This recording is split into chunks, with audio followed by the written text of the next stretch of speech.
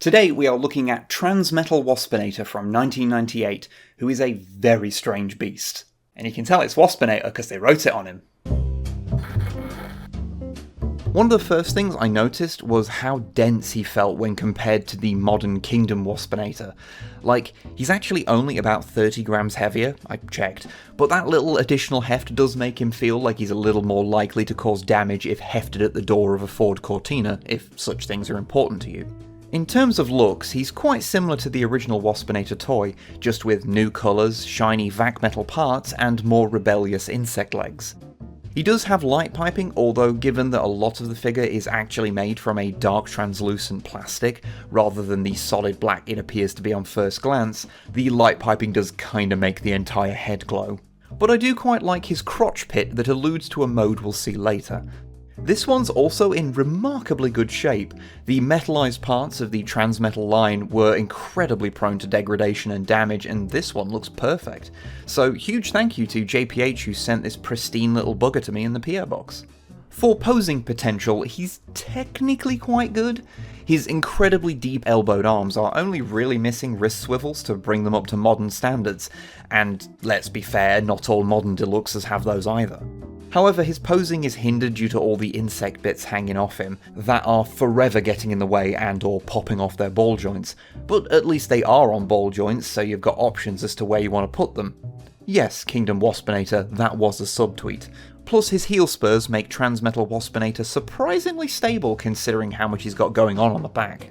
Although maybe it's just his age getting to him, but nothing really stays in place all that securely, so it's easy to start transforming him by just moving an arm.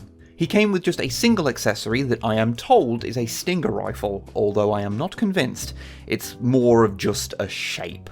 Still, it's not like a somewhat indefinable weapon is unique to this toy, and he can opt to hold it or mount it on his arm, which is always nice. Let's see him as a bug.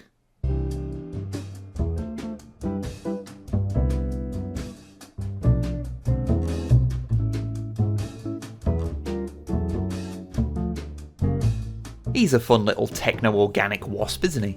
Judging by some of the pictures I've seen online, his legs may have at some point been able to support his weight, but after 2.5 decades he just kinda has to sploot out, which is a mood. And I do enjoy how the quote-unquote rifle and his arms all neatly pack away into his bum. You can even wiggle about his mandibles, which is a good time for all.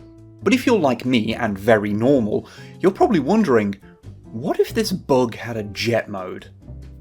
Well, you're in luck. Like other Transmetals, Waspinator has a tertiary transportation mode, where he kinda turns into a jet.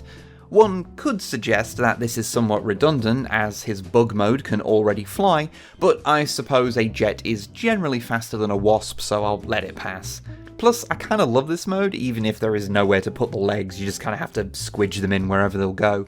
It does just enough to convey the general aura of fighter jet without, on a fundamental level, actually turning into one. Plus, you can just tuck in the nose cone and make him into a supersonic wasp, which amuses me more than it probably should.